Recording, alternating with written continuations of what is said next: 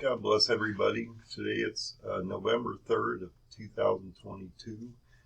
I just wanted to come out and talk to you one-on-one on a number of things that we're seeing happening around us. I got a potential rail strike happen on November 19th that could cause about a third of the shipping to slow down in the United States or stop completely. The railroads are starting to already reduce their contracts, and this is causing all kinds of problems and things with the farmers and grain, transportation of the crops that are being produced right now in the United States.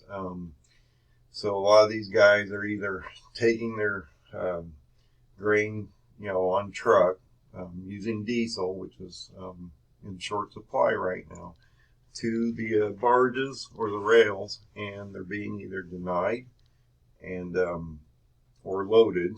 But if they're denied, they have to take it back and find a place for storage, which a lot of farmers don't have. They use these drying bins, and they don't have a lot of storage bins, and so they have to figure out a way to tarp or do things to make this, to store this grain and different things so they can get it ready for transport. So a lot of these things are happening. A week or so ago, maybe 2 weeks, they were talking about a 25-day potential limit on diesel fuels and things like that. And so we have to watch that, because if the trains go down and you've got a barge problem on the Mississippi where the Mississippi's low, and so I was talking to my cousin the other day. He said they're loading the barges 10% lighter so that they higher in the water, and so that they can get these barges down the rivers. And so that's causing freight to go up because they're charging more for the barges, or the trains are just not transporting, or they're charging you more to move that grain. A lot of this grain's being exported, and as we've seen, we've had a bad year in crop. So corn, wheat, soybeans, everything seems to be down.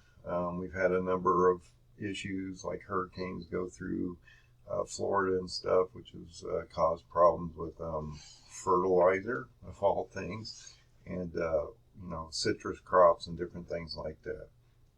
So as we look at what's going on out here, we start to see we're running into a lot of problems.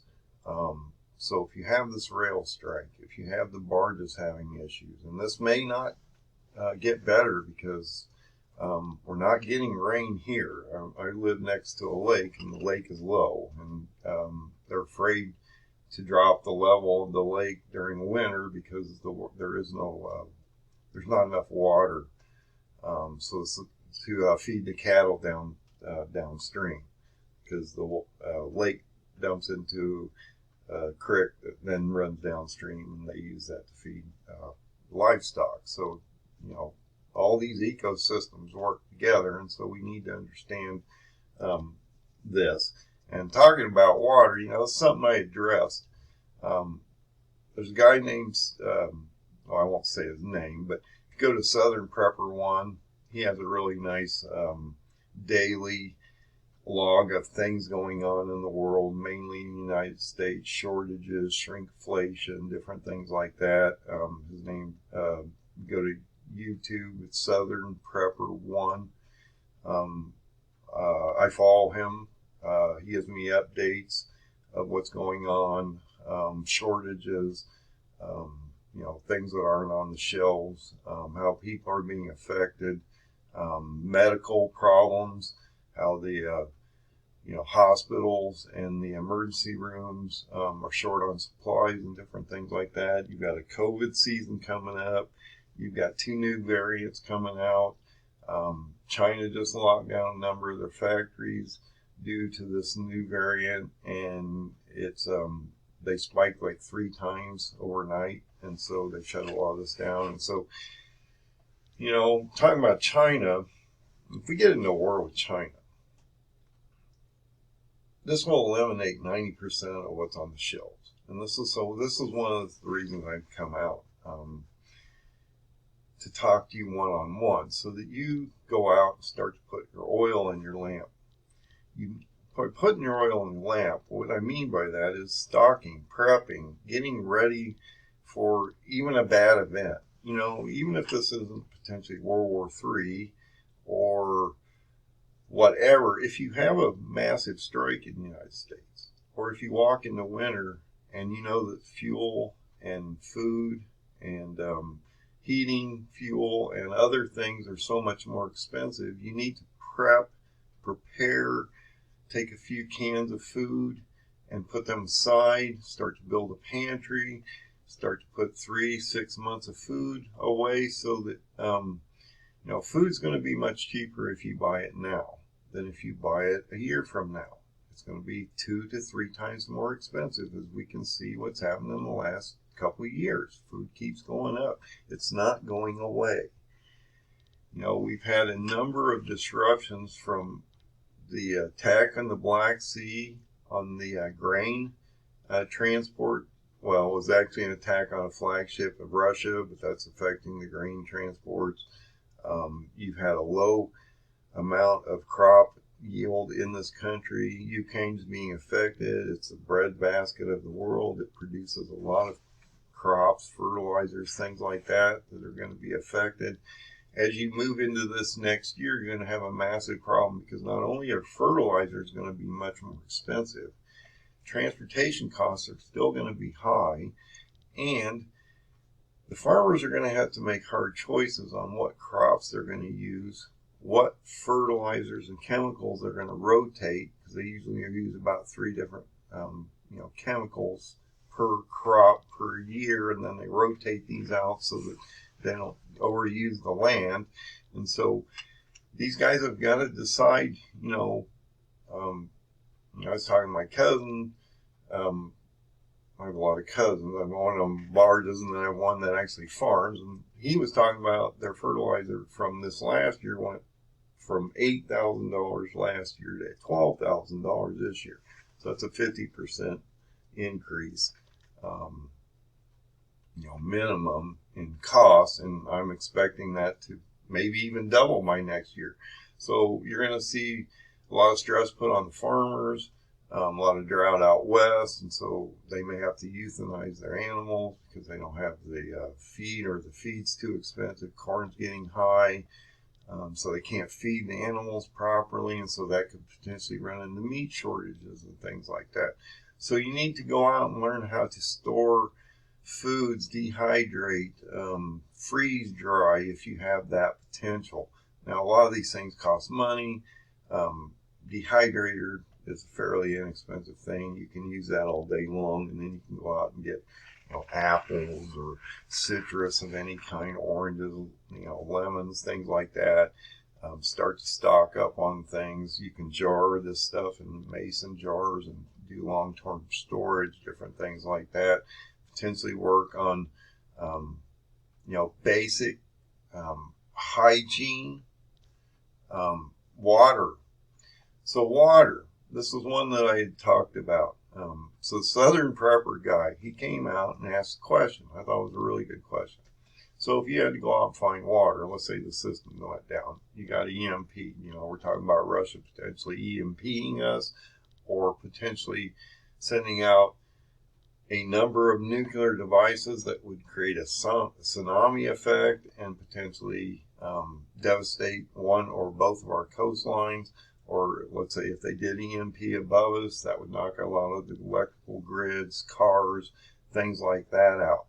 Now, if you have potential to create power, that works really well. But if you're looking for water, because the systems have gone down and people now, think about this, as the systems go down, people are starting to struggle. There's a point in time where they just might not go to work because it's pointless. And so these structural systems might actually start to go down. You may not get fresh water. You may have to go out and find water. If the electrical systems go down, you may not have a lot of these abilities.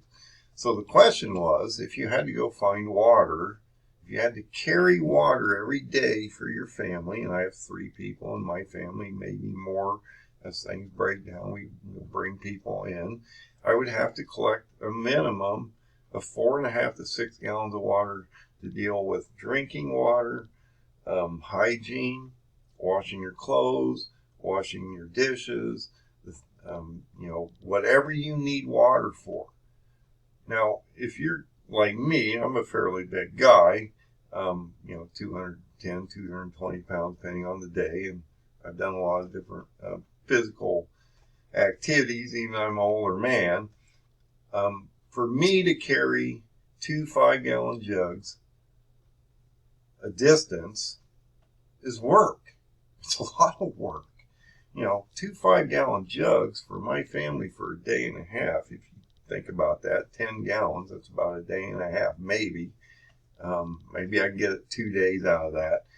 That's 40 pounds a container, okay? 40 pounds a container.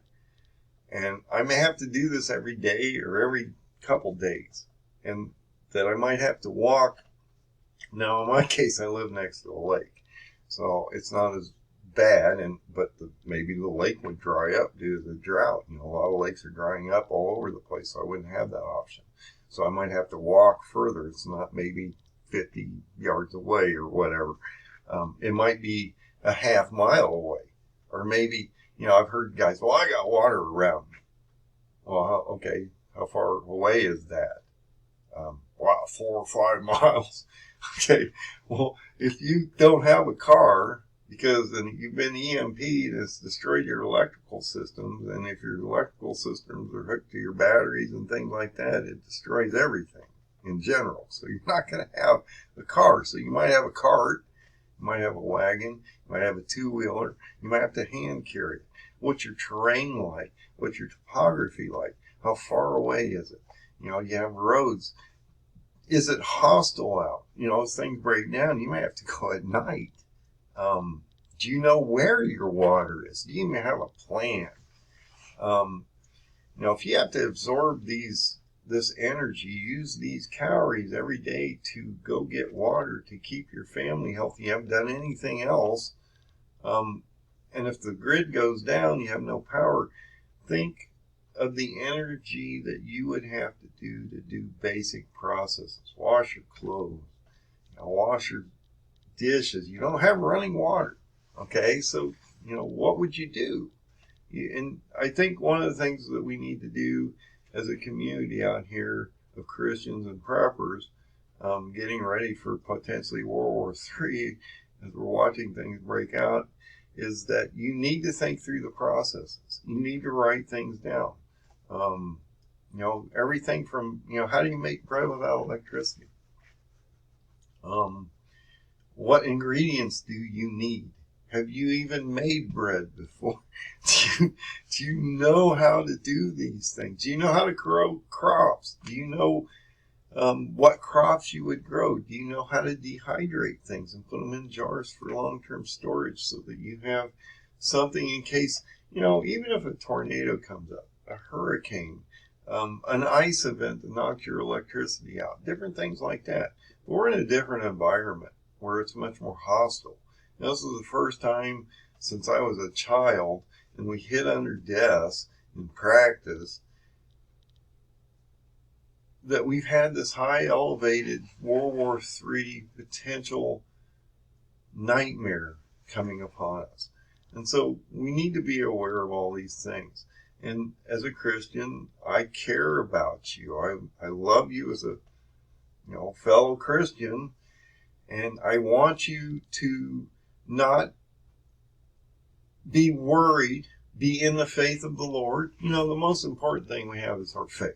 Okay, so but faith can only take you so far in the material realm, and God will provide for us. I've heard, God will provide for you.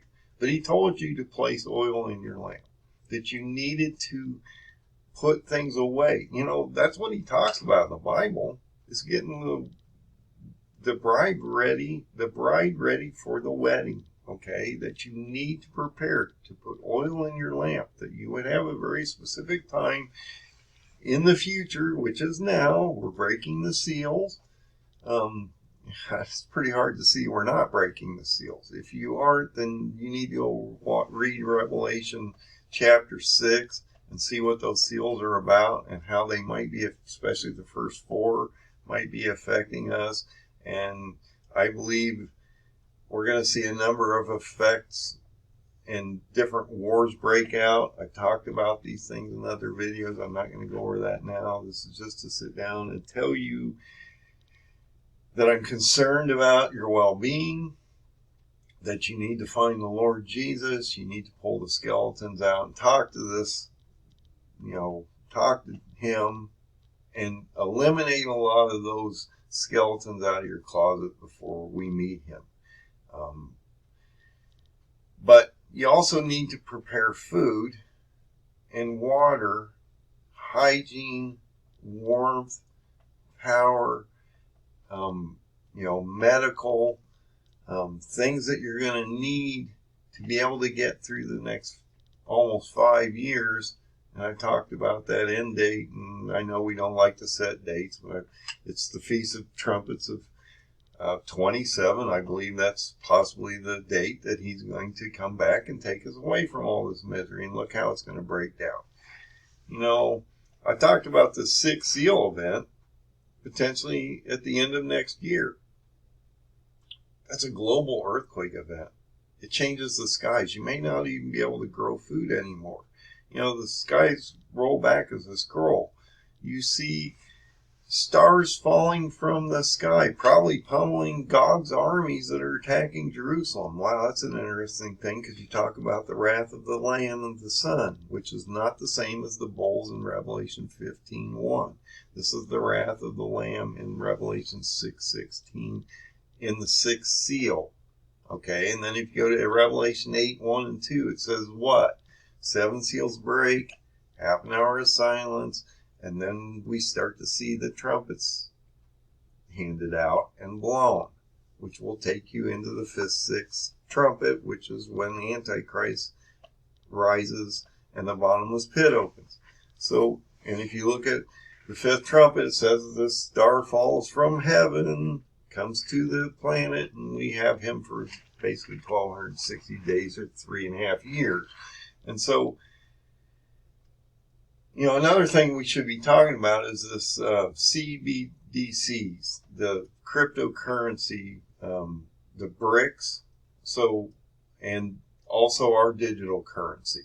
And so what is happening there that's going to affect you in the near future is that we're going to see, as we have, Saudi Arabia is now moving away from the petrodollar.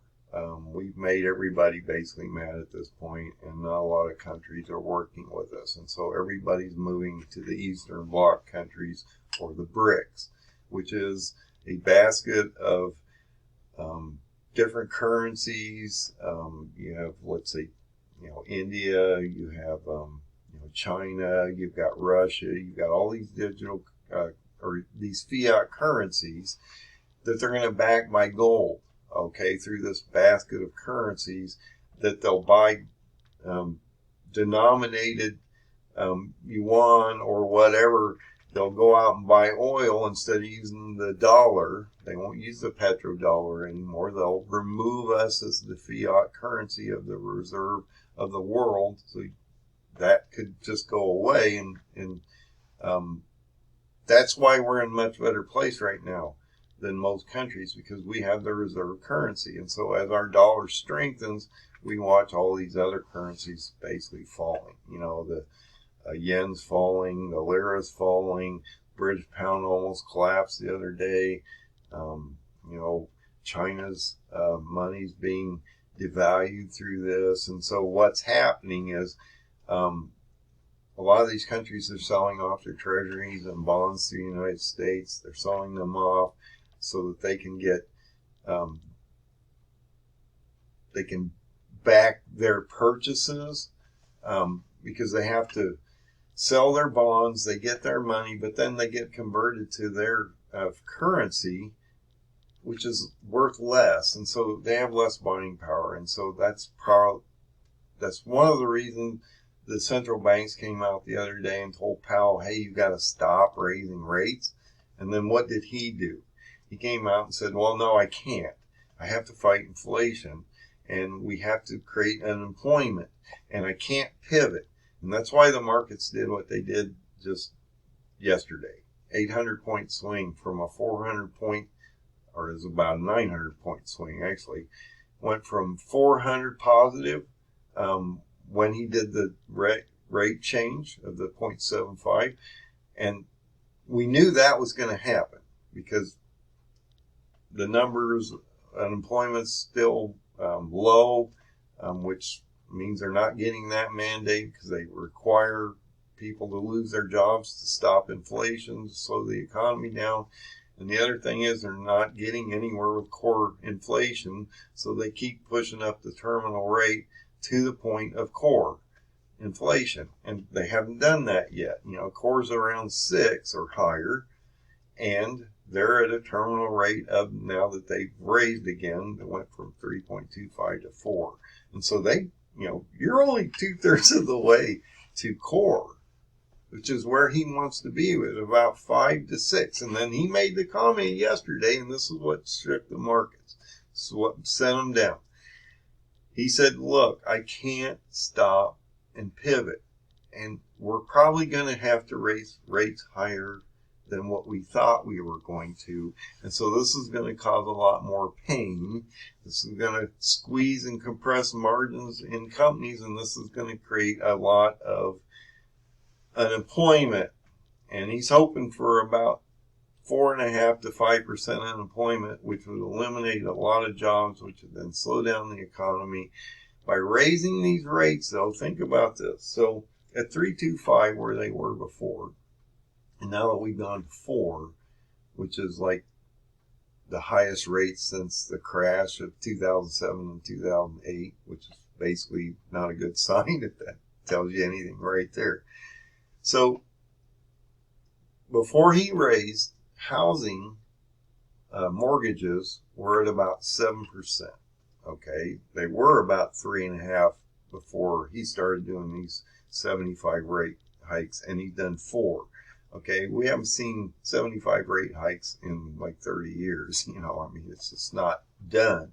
Now we've seen 4, and he's going to keep continuing because he told you he was going to keep continuing. He's going to go up at least another 50 in December, and he's going to go up another 50 in February, which would be the next one. And then he'll have to determine where core is. And what the Fed is doing is this. It's real simple to understand what he's trying to accomplish here, because this is what has happened in the history of time. I'm big into history. So the Fed is chasing the 2-year bond rate with his terminal rate, okay? And he's saying, okay, well, I'm now at 4, but because the markets went up and then down and it sent the bonds into a massive dive, they're at about 4.7. Okay. So if that's the case, he has to probably get to 5 because he's forcing, as this moves up, he's trying to meet it. And when he crosses these two lines, when he actually crosses the 2-year with his core or his terminal, he'll pivot. That's when he'll pivot. And the reason he is going to pivot at that time is that's how it's always happened in the past. You can go back and look at the charts. If you lay the Fed pivot over the top of the 2-year bond, you'll notice that he's chasing this right now. So that, let's say this is the 2-year bond. He's here, okay? But it's moving up. So he's trying to figure out how, and that's why he doesn't know. He doesn't know where neutral is, because this is moving up and he's chasing it. But when this crosses, you'll start to see this collapse. He'll pivot. That will send the markets up. That will force the dollar to devalue and fall. That will change the bonds. The bonds will crash. And a number of things will happen. And so he's chasing that 2 year. And he will not pivot until he catches it. And if the core keeps moving up, if inflation keeps moving up, and that's what he's talking about, you cannot, look, there's two ways to fight inflation. If you go back in the time of history, you have to get people to stop working and slow the economy down. So it talks about carnage in employment. Unemployment has to occur. The other thing that you have to do is you have to get your rate above inflation. It's that simple. If you can't get over inflation, you're never going to fight this animal. You're going to entrench it, and it's going to be here. Well, it's going to be here for years. It's not an overnight sensation to get rid of inflation. It takes sometimes decades to get rid of inflation. And this kind of inflation could take 20, 30 years. It's not going to happen overnight, and it's entrenched. And even if it drops, it's not going to drop to 2% like Powell tells us. And if he does take it to 2%, he's going to have to do a Volcker. Okay, Volcker he raised like 12% in one shot, and it just shocked the whole market. Powell wants to be a Volcker, but he's not going to be a Volcker at doing 0.75s. And if your actual core is not 6% inflation, it's more like 12 because it's underreported. It's probably about half of what it really is. And you can look at that in fuel, food, and other costs, mortgage, rents, things like that, cars and different things like that. This is a much higher inflation rate than 8% or 8.5%. So we need to look at all these different things. There's so much going on out here. But I wanted to come out here. I'm not going to go much longer. It's about 30 minutes. But I just wanted to come out. I wanted to address a few of these issues. Watch the Kurds. There's two prophecies going on here. Daniel 8 and Isaiah 28 to 38. And it's real simple. Isaiah 28 to 38 says this. It's a past to future prophecy. I've been talking about this forever, and no one else is. And so you need to understand what's happening here. The prophecies of Isaiah 28 and 38 and Daniel 8 go like this. Real easy prophecy. So Isaiah goes to the king of Israel because the king of Israel now has aligned with Egypt and Turkey. And Isaiah tells the leader of Israel, look, this is a bad day because you should be relying on God and not these other nations to protect you. And because of this, what's going to happen is Turkey, or the Babylonian, is going to attack Iran. Now, this will occur once we see the Medes or the Kurds align with the Iranians or Persians. What are we having over there right now? Massive protests.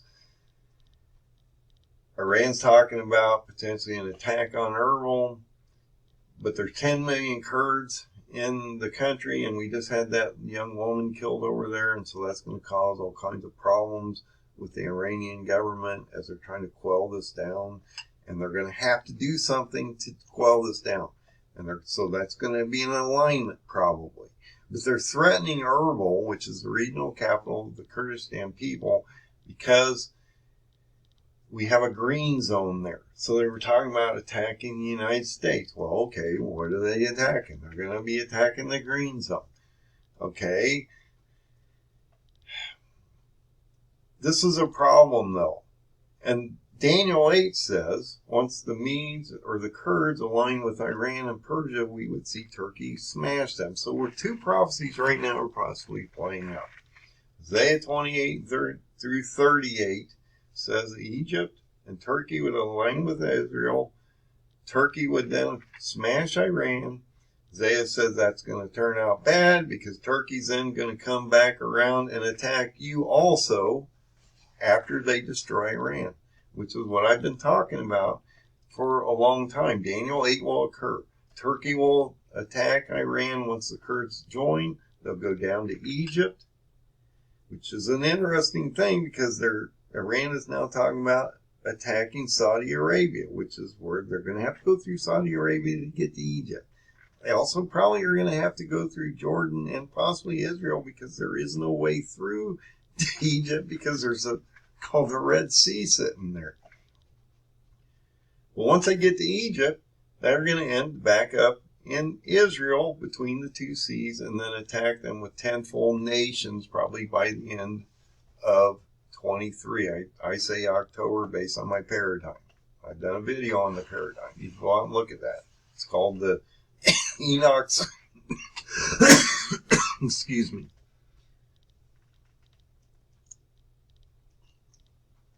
It's called Enoch's 70 Shepherds, or the paradigm of 3 modern day kings, which involve the present king or leader of Israel, the past leader, which is Reuben Rivlin, and Erdogan, and how this plays out in the future in the next 5 years.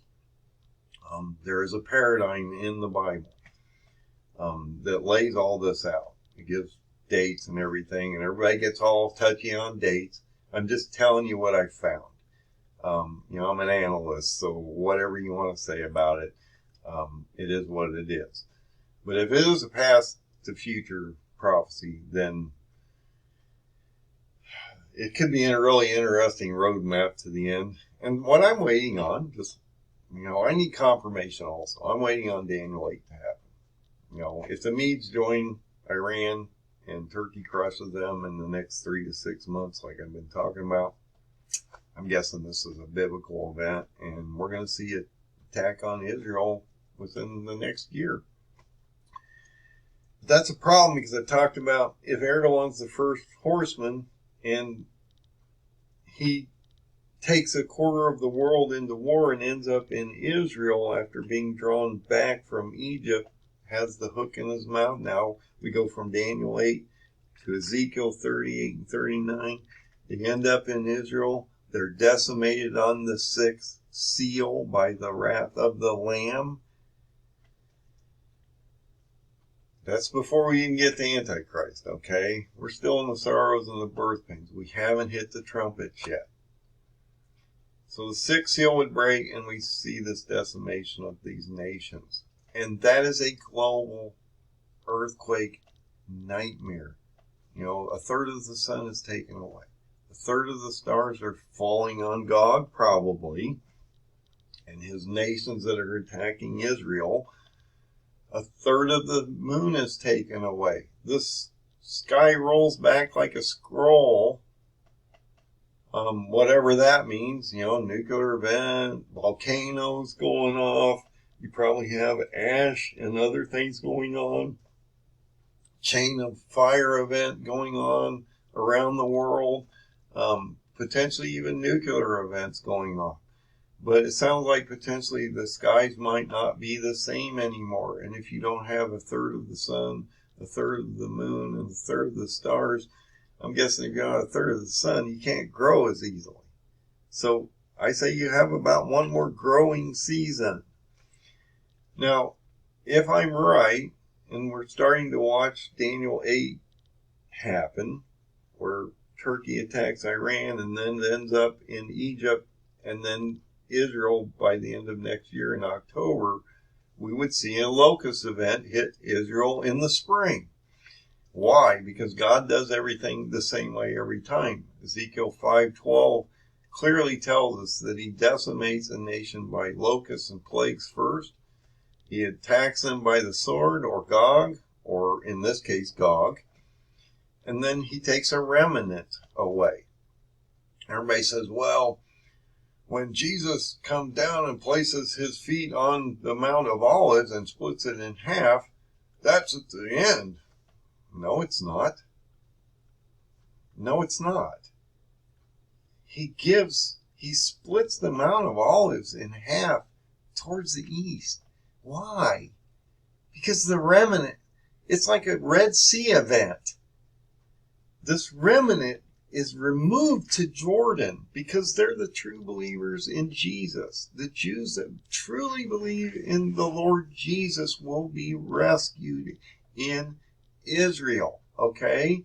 And when he comes down with the wrath of the Lamb in Revelation 6:16, he places his feet on the ground and he splits this place in half and gives these people a way to get out of there for the 1260 days that they're hidden. And that may be a radical theory, but I think it makes sense.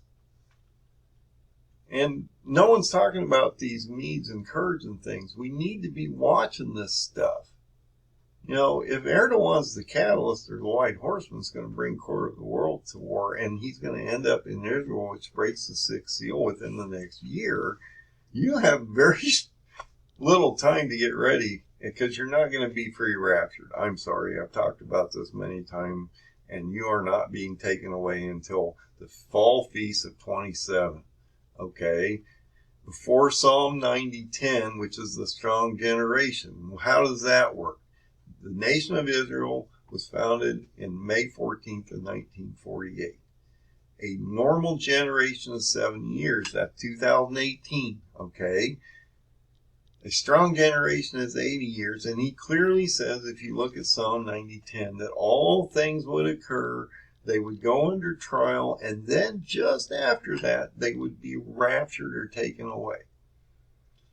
So they're here through the sorrows, through tribulation, and through great tribulation, until the seventh trumpet.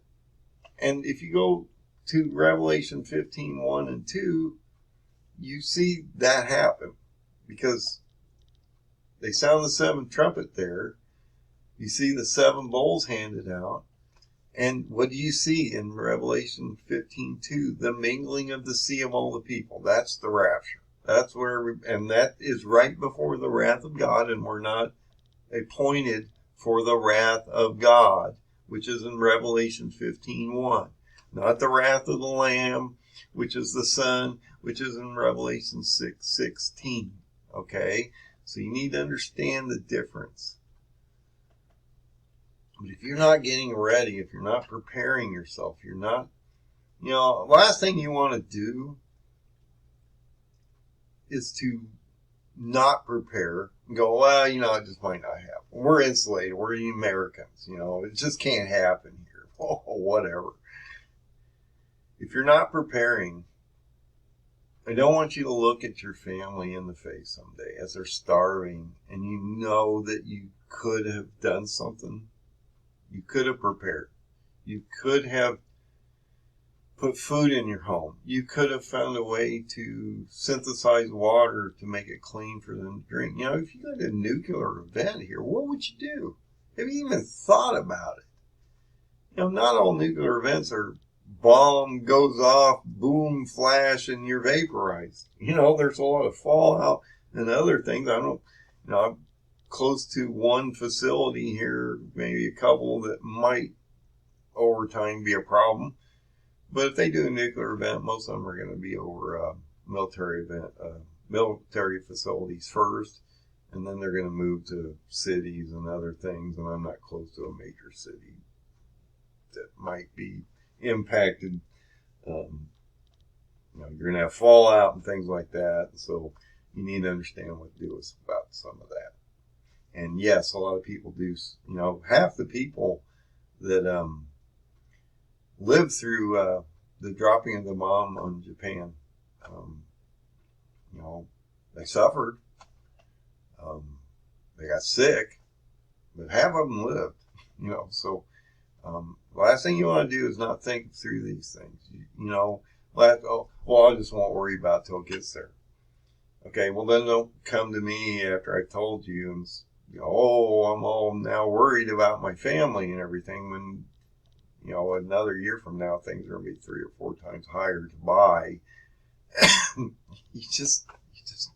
need to think about it now. You should have thought about it a year or two ago as things started to break down. But I just wanted to come out, let you know, few things, prepare yourself.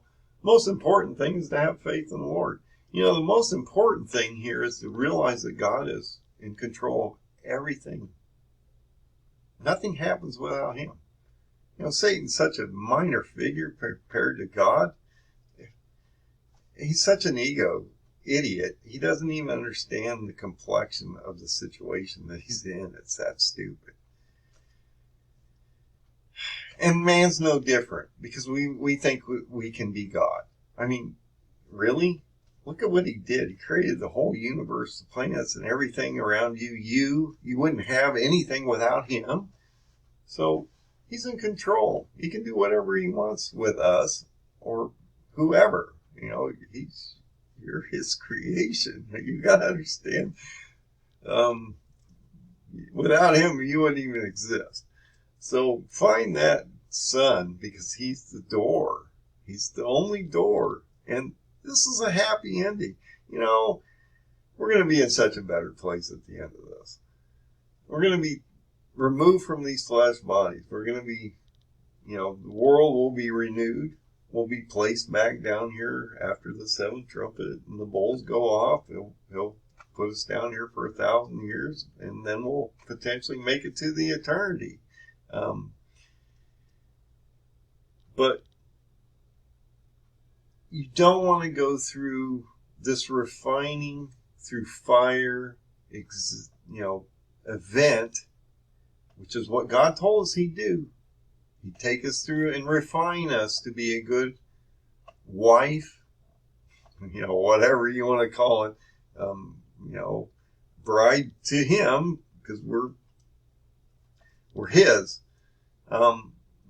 Jesus has the seal in his hand right now. He owns the planet. Even though Satan's going to come down and impregnate Antichrist in the near future, Jesus owns the title, man.